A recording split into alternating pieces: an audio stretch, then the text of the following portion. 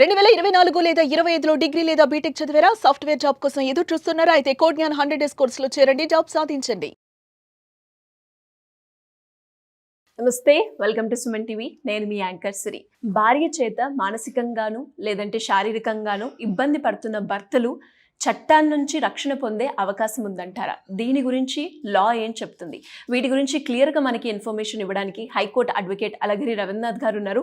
అడిగి తెలుసుకునే ప్రయత్నం చేద్దాం. నమస్కారం సార్. నమస్తే అండి శ్రీ గారు. సార్, ఎవరైనా కూడా భార్య చేత ఇబ్బంది పడుతున్న భర్తలు ఎవరైతే ఉన్నారో వాళ్ళు కనుక చట్ట ప్రకారంగా ముందుకు వెళ్ళాలి అనుకునేటప్పుడు లీగల్ పరంగా వాళ్ళకి ఏమైనా రెమెడీ ఉందంటారా? ఉంటే ఏంటి సార్? ఒకప్పుడు పెళ్ళైన తర్వాత హనీమూన్కి వెళ్ళేవారు. ఇటీవల హనీ పోయింది, ఆ ప్లేస్లో పాయిజన్ అనేది స్టార్ట్ అయింది. ఎందుకు ఈ మాట నేను ఇంత ధైర్యంగా చెప్పగలుగుతున్నానంటే, చాలా న్యూస్లు చూస్తున్నాను ఇటీవల కాలంలో. ఇంకా పెళ్ళి అయిందో లేదో భర్తలను చంపేసేవాళ్ళు, అంటే ఆస్తి కోసం ఇతరత్ర విషయాలకి తన ప్రియుడితో కలిసి భర్తనే చంపించేస్తున్నటువంటి విషయాలు కోకులలుగా పెరిగిపోయాయి.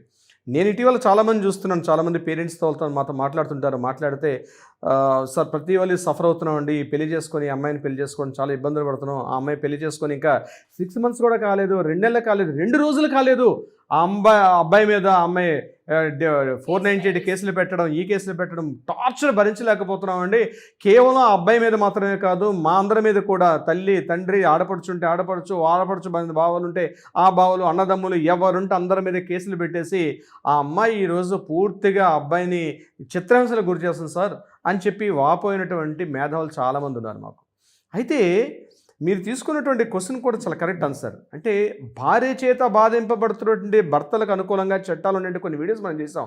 కానీ చట్టాలు, ఆ సెక్షన్స్ అవి మాట్లాడుకోవడానికన్నా ముందు కొన్ని ప్రికాషన్స్ పాటించాలి. ఈ విషయం చెప్పుకోవడానికి కొంతమంది భర్తలు ఇబ్బంది పడతారు. నేను భార్య వాళ్ళు ఇబ్బంది పడుతున్నాను, నన్ను ఇంటికి వెళ్తే కొడుతోంది, నన్ను ఇంటికి వెళ్తే తిడుతోంది, నన్ను అబ్యూజ్ లాంగ్వేజ్ తిడుతోంది, నన్ను మానసికంగా, శారీరకంగా, ఆర్థికంగా, సామాజికంగా ఇబ్బందులకు గురి చేస్తుంది అని చెప్పుకోవడానికి చాలామంది మగమహారాజులు ఇబ్బందులు పడుతుంటారు. కానీ నేను ఒకటి చెప్తాను, ఈ వీడియో ద్వారా నేను ఒక 5 పాయింట్లు చెప్పే ప్రయత్నం చేస్తాను.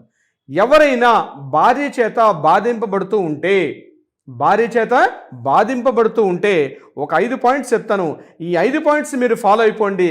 రేపు మీరు కోర్టులో కానీ, పోలీస్ స్టేషన్లో కానీ లీగల్గా మీకంటూ ఒక ప్రొటెక్షన్ మీకు దొరికే అవకాశం ఉంటుంది. మీకు ఒక ఎవిడెన్స్ దొరికే అవకాశం కూడా మీకు ఉంటుంది. అవి ఎలానో నేను మీకు 5 పాయింట్స్ చెప్పే ప్రయత్నం చేస్తాను. అందులో పాయింట్ నెంబర్ 1, ఫస్ట్ పాయింట్ ఏంటంటే, ఎప్పుడైనా భార్య మిమ్మల్ని తిడుతూ ఉంది, ఆ భార్య మిమ్మల్ని అబ్యూజ్ లాంగ్వేజ్తో మిమ్మల్ని హెరాస్మెంట్ చేస్తుంది, ఆ ఎవిడెన్స్ అన్నీ గ్యాదర్ చేయండి. వాట్సాప్ చాట్స్ కావచ్చు, టెక్స్ట్ మెసేజెస్ కావచ్చు, టెలిగ్రామ్ ఉంటే టెలిగ్రామ్, ఏది ఉంటుంది ఆ మెసేజెస్, మెయిల్స్ అన్నీ కూడా మీరు భద్రంగా జాగ్రత్త పెట్టుకోండి. ఒకవేళ భార్య మిమ్మల్ని అబ్యూజ్గా తిడుతూ ఉంటే మీరు అంతే హార్ష్గా మాట్లాడదు, నీ అంతు చూస్తా, నీకు నేను చేస్తా, ఇది చేస్తాను కాకుండా మీరు కూల్గా ఉండండి. ఆ ఎవిడెన్సెస్ అన్నీ కూడా గ్యాదర్ చేసే ప్రయత్నం చేయండి. This is the number 1. Number 2, జరుగుతున్న ప్రతి విషయాన్ని కూడా, ఇది కొద్ది ఇబ్బందికరమైన చేయండి. ప్రతి అబ్బాయి ఈ పని చేయండి. మీరు పెళ్లి చేసుకొని భార్య చేత ఇబ్బందులు పడుతూ ఉంటే ఏ రోజు ఏ సంఘటన ఎలా జరిగింది, డేట్ వైజ్, టైం వైజ్ ఒక డైరీ మెయింటైన్ చేయండి. నాకు రీసెంట్గా నా దగ్గర ఒక క్లయింట్ వచ్చాడు. ఆయన మ్యారేజ్ 2 years అయింది. ఆ భార్య రకరకాలుగా హింసిస్తూ ఉంది. ఆయన పెళ్లి రోజు నుంచి నా దగ్గరికి ఆయన టచ్ చేసే రోజు వరకు కూడా మొత్తం ఎంటైర్ హిస్టరీ ఒక డైరీ విత్ టైం లైన్తో సహా ఆయన మెన్షన్ చేసి తీసుకొచ్చాడు. దానివల్ల ఏంటి సార్ ఉపయోగం? మాలాంటి అడ్వకేట్స్కి కేసు ఫైల్ చేయాలన్నా, పిటిషన్ ఫైల్ చేయాలన్నా, ఏం జరిగింది, ఎలా జరిగింది, ఏ రోజు జరిగింది, ఎన్ని గంటలు జరిగింది అన్న విషయం మొత్తం కూడా మాకు ఒక రికార్డ్ ఎవిడెన్స్ మాకు గ్యాదర్ చేయడంలో మాకు ఉపయోగపడుతుంది. రేపు ఆ అమ్మాయి మీ మీద 498 DVC ఇతరత్ర కేసులు మీ మీద పెట్టే సందర్భంలో.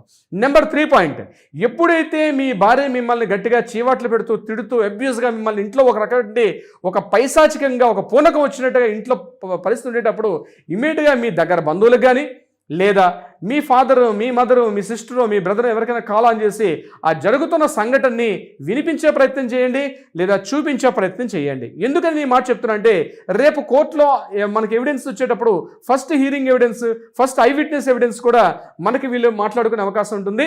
వాళ్ళు ఏ రోజు ఏం జరిగింది, వాళ్ళు క్రాస్ ఎగ్జామినేషన్ చేసిన డెఫినెట్గా జరిగిన సంఘటనే కళ్ళకు కట్టినట్టుగా చెప్పే ప్రయత్నం చేస్తారు. కాబట్టి ఆ రకంగా కూడా 3rd పాయింట్ నేను చెప్పాను, ఆ రకంగా చేయండి. ఇక 4th పాయింట్, ఇది చాలా క్రూషియల్, ఇంపార్టెంట్. అంటే ప్రతి ఒక్కరు గుర్తుపెట్టుకోవాలి. ప్రతి పోలీస్ స్టేషన్లో, మీ దగ్గర ఉన్న పోలీస్ స్టేషన్కి వెళ్ళండి. పోలీస్ స్టేషన్కి వెళ్ళి మీరు కంప్లైంట్ చేయండి. FIR విషయం నేను చెప్పట్లా. భార్య మిమ్మల్ని తిడుతూ ఉంది, అబ్యూస్గా తిడుతూ ఉంది, ఫైనాన్షియల్గా కొడుతోంది, ఇంట్లో ఒక రకం భయానక వాతావరణాన్ని సృష్టిస్తుంది. అటువంటి సందర్భంలో మీరు చేయాల్సిన వెంటనే దగ్గరలో ఉన్న పోలీస్ స్టేషన్కి రండి. పోలీస్ స్టేషన్లో అక్కడ స్టేషన్ హౌస్ SHO దగ్గరికి మీరు డైరెక్ట్గా వెళ్ళకపోయినా పర్వాలేదు, అక్కడ డ్యూటీ ఆఫీస్ ఉంటారు. డ్యూటీ ఆఫీసర్ దగ్గర ఒక రిజిస్టర్డ్ బుక్ ఉంటుంది.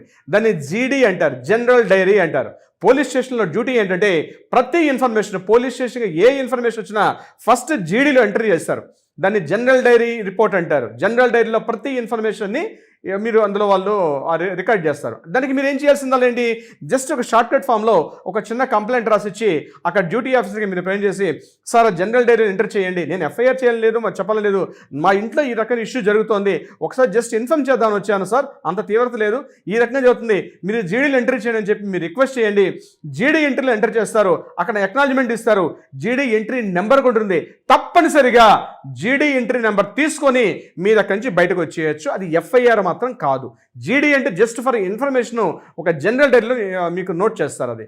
ఇక last and final 5th point, మరీ పాశవికంగా ఉంది, మరి కొట్టి తిట్టి మిమ్మల్ని రక్తస్రావానికి వచ్చేట్టుగా మిమ్మల్ని మ్యాన్ హ్యాండ్లింగ్ చేస్తూ కొట్టి, లేకపోతే మీ బంధువుల్ని, మీ ఫాదర్ని, మీ పేరెంట్స్ని కూడా ఇన్వాల్వ్ చేసి తీవ్రంగా ఉండేటప్పుడు నామోషి పడకండి, ధైర్యంగా అడుగులు వేసుకుంటూ పోలీస్ స్టేషన్కి వెళ్ళండి.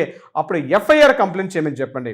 అప్పుడు FIR కంప్లైంట్ చేస్తారు, పోలీసులు అమ్మాయిని కూడా పిలుస్తారు, ఎవిడెన్స్ అన్నీ తీసుకుని వెళ్ళే ప్రయత్నం చేయండి. అప్పుడు FIR నమోదవుతుంది. ఈ 5 పాయింట్స్లో ఇప్పుడు నేను చెప్పే ఈ 5 పాయింట్స్ కూడా రేపు మీకు 498 మీ మీద ఏం చేస్తారంటే గొడవంతా వాలే చేసి మీ మీద కేసు పెట్టే ప్రయత్నం చేస్తారు. అటువంటి సందర్భాల్లో మీ దగ్గర ఎవిడెన్స్ కూడా స్ట్రాంగ్ పెట్టుకోవడం చాలా ఇంపార్టెంట్. నేను ఫస్ట్ పాయింట్ చెప్పినటువంటి వాట్సాప్ చాట్ మొదలుకొని లాస్ట్ పాయింట్లో చెప్పిన FIR వరకు రకరకాల ఆప్షన్స్ ఉంటాయి. ఈ ఆప్షన్స్ అన్నీ కూడా ఒక రికార్డ్ ఎవిడెన్స్గా మీరు కోర్టులో మాట్లాడుకుంటే తప్పనిసరిగా మీ మీద 498 వేసినా, మీ మీద DVC వేసినా మీకు ఒక షెల్, ఒక ప్రొటెక్షన్గా ఉండే అవకాశం ఉంటుంది. అంతేగాని మీరు ఆమెను బ్లైండ్గా నమ్మి మీరు కూర్చున్నారంటే అలిగేషన్స్, ఆబ్లిగేషన్స్ అన్నీ అమ్మాయి పెడుతుంటుంది, మీ దగ్గర ఒక ఎవిడెన్స్ లేదు. కోర్టుకు కావాల్సింది ఎమోషన్స్ కాదు, కోర్టుకు కావాల్సింది ఎవిడెన్సెస్ మాత్రమే.